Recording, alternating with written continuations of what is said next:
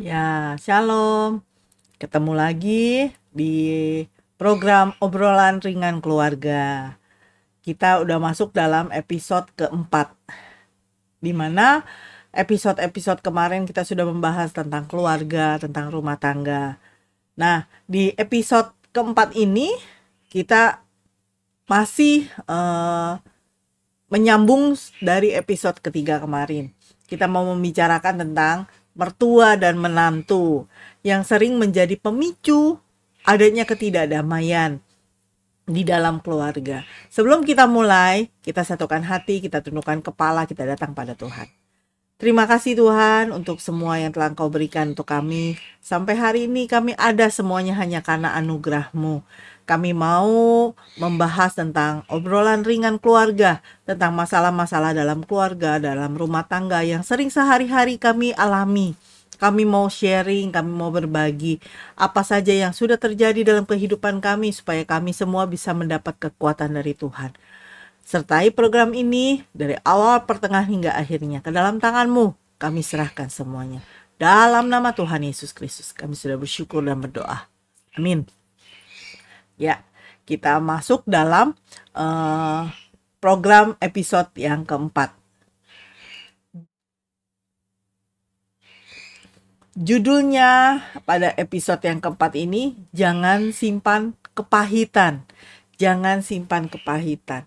Seperti yang tadi saya sudah katakan di episode ketiga kemarin, kita sudah membahas tentang mertua perempuan dan menantu perempuan yang biasanya tidak akur. Ada perselisihan dalam keluarga, ada perselisihan dalam rumah tangga. Nah, kali ini masih seputar mertua dan menantu, tapi yang saya alami sendiri. Saya mau berbagi apa yang saya alami, apa yang Tuhan lakukan dalam kehidupan saya, apa proses Tuhan dalam kehidupan saya. Jadi kan sebelum saya menikah itu, saya tidak memiliki rumah sendiri. Jadi masih tinggal di Taman Mertua Indah. Nah, jadi saya tinggal bersama suami, bersama dengan mertua laki-laki dan mertua perempuan. Pada saat saya mau masuk dalam pernikahan, saya masuk dalam Taman Mertua Indah, saya dan suami itu belum diizinkan Tuhan memiliki rumah sendiri. Jadi kami benar-benar masih tinggal di rumah mertua. Pada saat itu kami yang harus tinggal di rumah mertua kan harus menyesuaikan dengan apa yang ada di rumah mertua tersebut gitu. Nah, saya dan suami itu gak pernah berpacaran seperti orang-orang pada umumnya. Tapi kami tuh hanya berteman biasa. Kami hanya berteman biasa dan seringkali setiap kali ketemu tuh ada aja yang kita ributkan. Ada saja yang membuat kami tuh tidak sekata gitu. Jadi kita ini berteman di gereja lama saya. Nah, pada saat saya sering bertemu, terus ada aja yang kami ributkan, nggak pernah sekata gitu. Bahkan orang-orang di gereja itu suka ngeledekin kami kalau kami tuh jodoh gitu. Kami ini pasangan ribut melulu katanya. Nah, tapi kami nggak pernah ada kepikiran kalau suami saya itu pasangan hidup saya.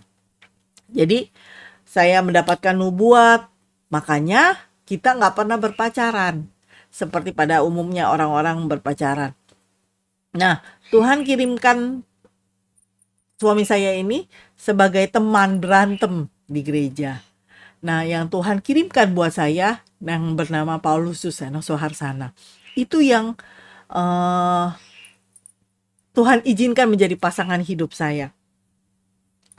Pada saat kami menjalani semuanya itu, kami tuh nggak ada no time to know each other. Kami sama sekali gak punya waktu untuk mengenal satu dengan yang lainnya secara dekat. Karena kan kita berpikirnya kita hanya teman biasa gitu. Tapi ternyata sampai teman dalam pernikahan. Begitu pula juga untuk mengenal keluarganya, to know each family also. Jadi keluarganya dia bagaimana, keluarga saya bagaimana. Kami kurang mengenal, tidak begitu mengenal. Karena dalam pertemanan kan nggak ada mau saling tahu tentang keluarga sama sekali. Tapi kami benar-benar menjalani semuanya itu hanya seperti teman. Jadi nggak ada curiosity untuk tahu satu dengan yang lain. Begitu pula dengan ibu mertua gitu. Nah, secara keluarga aja kita nggak mengenal secara dekat. Jadi pada saat saya menikah, saya belum cukup untuk mengenal mertua laki-laki saya, mertua perempuan saya dengan semaksimal mungkin. Padahal dalam 2 bulan sebelum saya menikah itu, pasangan hidup saya itu masih menjalin hubungan dengan pacarnya di kala itu. Mereka tuh masih jadian gitu. Hebat ya gitu. Nah, karena saya dapat nubuat, makanya saya menjalani semuanya itu terlihat singkat banget, cepet banget gitu. Karena 2 bulan sebelum menikah aja dia masih jadian dengan pacarnya. Nah, pacarnya itu satu gereja dengan ibu mertua saya. Itu yang akhirnya membuat saya jadi gak heran gitu kalau mertua perempuan saya itu lebih welcome terhadap pacarnya itu, lebih dekat dengan pacar mantan pacar pasangan saya, pasangan hidup saya itu. Nah, kita kala itu tuh ya, sebelum kita menikah, 2 bulan sebelum nikah, dia masih jadian, masih sebagai pacar dari wanita tersebut gitu. Nah, pacarnya itu satu gereja tadi saya bilang kan. Ibu itu lebih welcome dengan pacarnya itu, lebih akrab, lebih dekat gitu. Semuanya masih fine-fine saja. Sampai pada saat di hari H, on a wedding day, di hari H-nya tuh semuanya masih terlihat sebagaimana mestinya. Masih fine-fine aja. Sampai akhirnya acara resepsi di malam hari. Waktu kita berdiri di pelaminan, kita udah berbaris di pelaminan dan para tamu itu mau menyalami kita gitu ya, mau kasih selamat.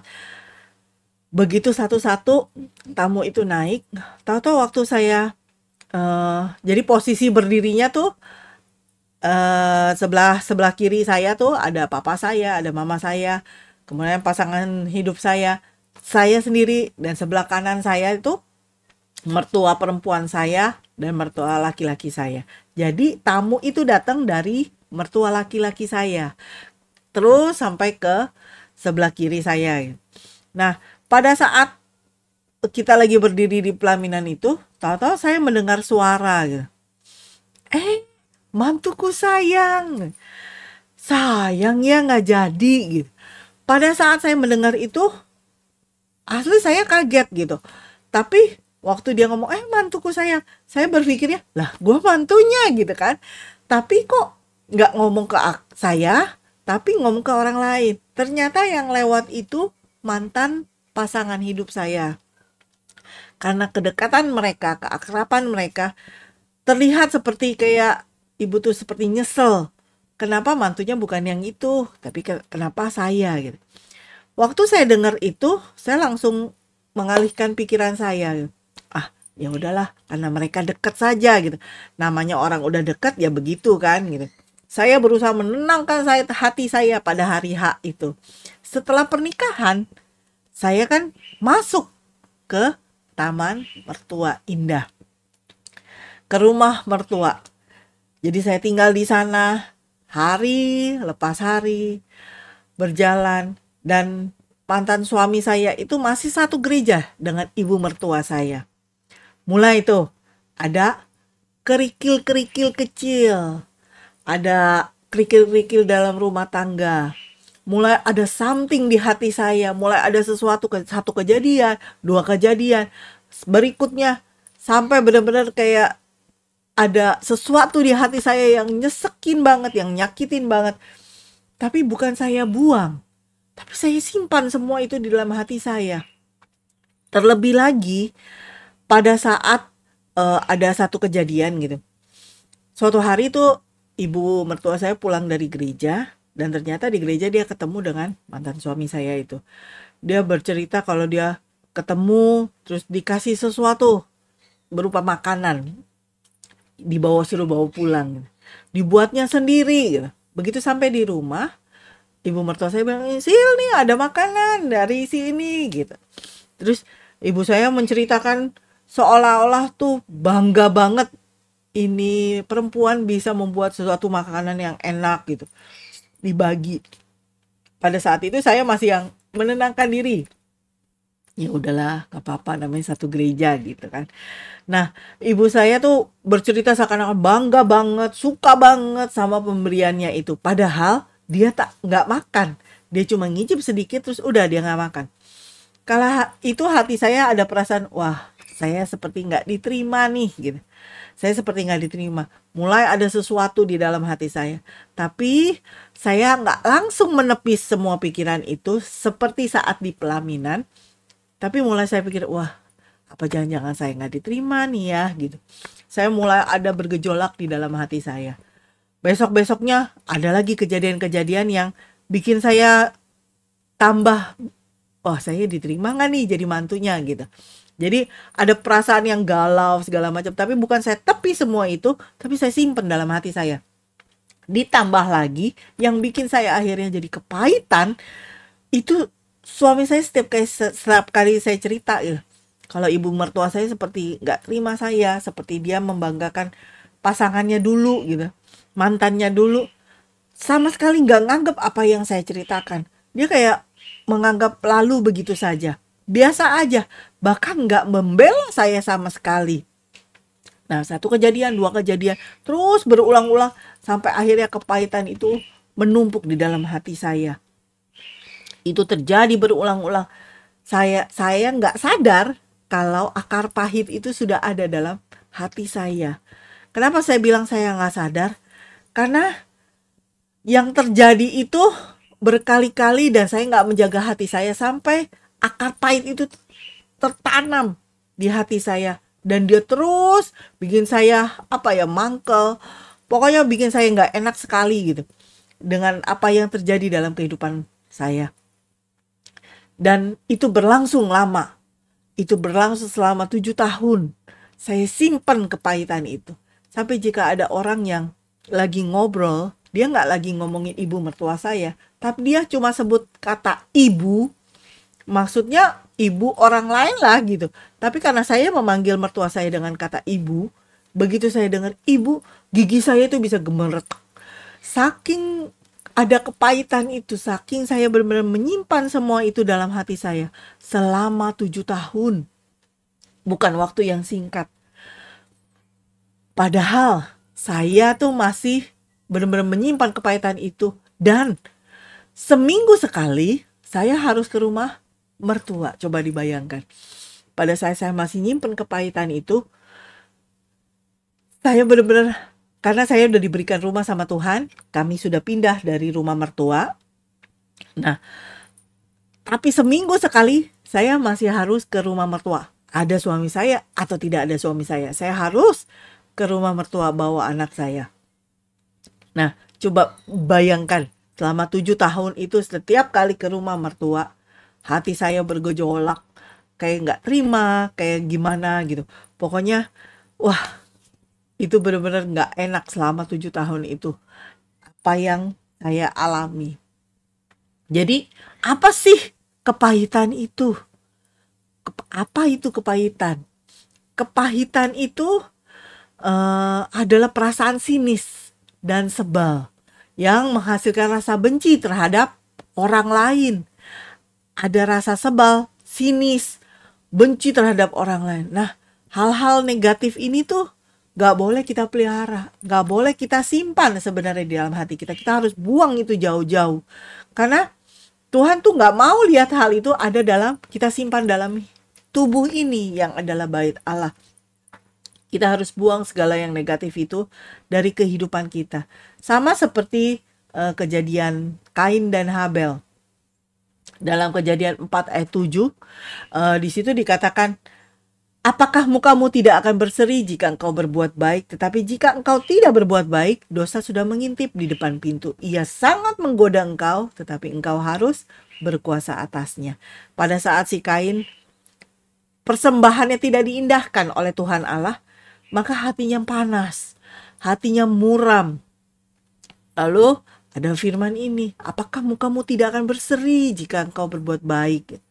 Nah, kita tuh benar-benar harus berkuasa atas hati kita. Perasaan negatif itu gak boleh kita pelihara. Kita harus buang. Supaya apa? Supaya kita gak berdosa di hadapan Allah. Alkitab sudah mengajarkan kita supaya membuang semua kepahitan, kegeraman, kemarahan, pertikaian, fitnah, segala macam itu, segala kejahatan itu harus kita buang. Harus kita singkirkan. Seperti dalam Efesus 4 ayat 31 ini dikatakan segala kepahitan, kegeraman, kemarahan, pertikaian dan fitnah hendaklah dibuang dari antara kamu. Demikian pula segala kejahatan. Jadi itu yang namanya kepahitan gak boleh ada dalam hidup kita.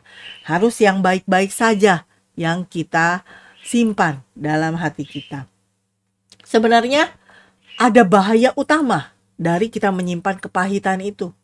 Apa sih bahaya utama orang yang kepahitan? Bahaya utamanya orang yang kepahitan, rohnya itu akan menolak didamaikan. Menolak didamaikan. Sebagai akibatnya tuh kepahitan itu tuh akan membuahkan hal-hal negatif. Orang yang kepahitan juga lebih menuruti daging daripada rohnya. Nah, kepahitan itu mendatangkan murka. Pada saat kepahitan sudah berujung pada murka, kalau kita nggak berburu jaga hati ini simpan, itu akan seperti ledakan yang terjadi di luar, yang mencerminkan perasaan yang tertimbun di dalam hati seseorang. Murka yang tak terbendung itu seringkali menghasilkan pertikaian, perselisihan, keluhan orang yang marah, yang ingin memastikan kalau semua orang tuh harus tahu apa yang dia alami.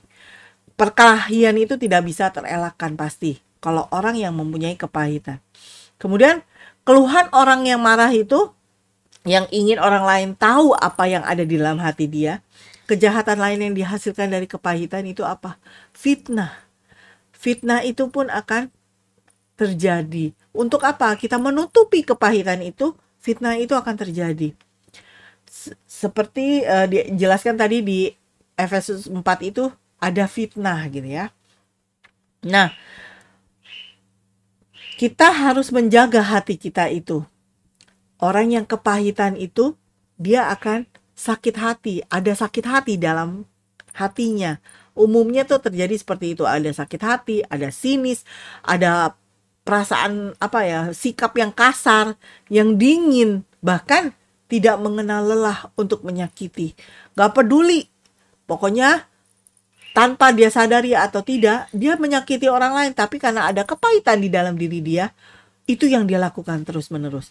Kemudian hidupnya itu tidak menyenangkan, baik di depan manusia maupun di hadapan Tuhan. Nah, ekspresi-ekspresi seperti ini, ekspresi sifat seperti yang tadi saya bacakan, sakit hati, sinis, kasar, dingin, tidak mengenal lelah untuk menyakiti orang lain, tidak menyenangkan, itu tuh semuanya itu dikatakan dosa terhadap Allah. Semuanya itu bersikap kedagingan dan tidak berasal dari rohnya. Seperti dalam Galatia 5 ayat 19-21 itu tentang perbuatan-perbuatan daging. Itu harus kita jauhkan dari hidup kita, dari hati kita. Supaya hanya yang baik saja yang terjadi dalam kehidupan kita. Dalam Ibrani 12 ayat yang ke-15 dikatakan seperti ini. Jagalah supaya jangan ada seorang pun menjauhkan diri dari kasih karunia Allah. Agar jangan tumbuh akar yang pahit, yang menimbulkan kerusuhan dan yang mencemarkan banyak orang. Jadi kita harus waspada. Supaya apa? Supaya akar pahit itu nggak tumbuh dalam hati kita. Akar semacam itu mengakibatkan kita kehilangan kasih karunia Allah. kita kehilangan kasih karunia Allah. Padahal apa? Allah tuh berkehendak supaya umatnya hidup dalam kasih, supaya umatnya hidup dalam damai sejahtera, dalam kekudusan. Bukan sesuatu yang kepahitan itu. Oleh karena itu, orang percaya tuh harus benar-benar berjaga-jaga supaya tidak terjadi akar pahit dalam hidupnya, dalam hatinya. Jadi seperti yang saya alami, selama 7 tahun saya membiarkan kepahitan itu berkuasa atas hidup saya. Terhadap saya dan mertua saya. Walaupun terlihat baik-baik saja, ternyata di dalam hati saya menyimpan sesuatu yang negatif, yang Tuhan tidak suka. Sampai satu kali saya bilang, Tuhan nih saya nggak bisa begini. Saya nggak mau begini gitu. Seperti Allah berkehendak, umatnya hidup dalam kasih, sukacita, damai, kekudusan, bukan kepahitan. Tolong ubah saya gitu. Karena setiap orang percaya itu benar-benar harus berjaga-jaga supaya gak menjadi pahit. Tolong saya Tuhan gitu. Saya selalu berdoa untuk bisa menang terhadap kepahitan itu. Saya berdoa sungguh supaya Tuhan memampukan saya bisa mengampuni ibu gitu. Jadi bagaimana kita melawan kepahitan itu? Pada saat proses itu terjadi dalam hidup saya, akhirnya saya benar-benar berdoa minta Tuhan ubahkan saya. Saya bisa mengampuni ibu mertua saya, menerima ibu mertua saya apa adanya. Bukan dalam sekejap hal itu terjadi, tapi Tuhan benar-benar ubahkan berangsur-angsur. Saya sadari Tuhan ubah diri saya. Tuhan udah ubah, saya bisa terima ibu mertua saya apa adanya. Saya diubahkan Tuhan, diproses Tuhan, walaupun ibu mertua tetap sebagaimana dia adanya. Tapi karena ibu melihat perbuatan saya berubah terhadap dirinya, maka ibu pun mulai sedikit demi sedikit ada sikapnya yang berubah terhadap saya. Akhirnya perubahan itu yang baik itu terjadi dalam kehidupan mertua dan menantu, kehidupan saya dan ibu mertua saya. Jadi kalau kita mau melawan kepahitan itu, yang pertama kita mau untuk tidak menyimpan kekesalan, benci, iri hati, atau kepahitan dalam diri kita. Kita harus hidup dalam roh. Galatia 5 ayat yang ke-16, kita benar-benar harus hidup dalam roh. Maksudnya hidup oleh roh, maka kamu tidak akan menuruti keinginan daging. Jadi kalau kita hidup dalam roh, roh kita lebih dominan, daging itu tidak menguasai kita. Yang kedua, kita dapat menang melawan kepahitan. Diberitahukan dalam Efesus 4 ayat 32, kita harus berperilaku ramah seorang terhadap yang lain, penuh kasih mesra dan saling mengampuni, sebagaimana Allah di dalam Kristus telah mengampuni kamu. Jadi kita saja sudah diampuni oleh Kristus. Masakan kita masih mau menyimpan kesalahan orang lain dalam diri kita, dalam hati kita? Segera ampuni siapapun yang berbuat salah pada kita. Lepaskan pengampunan itu. Jangan simpan kepahitan itu dalam hati kita. Jadi di episode keempat ini kita pelajari hari ini, jangan simpan kepahitan. Siapapun yang menyakiti hati kita, kita harus lepaskan pengampunan itu bagi mereka.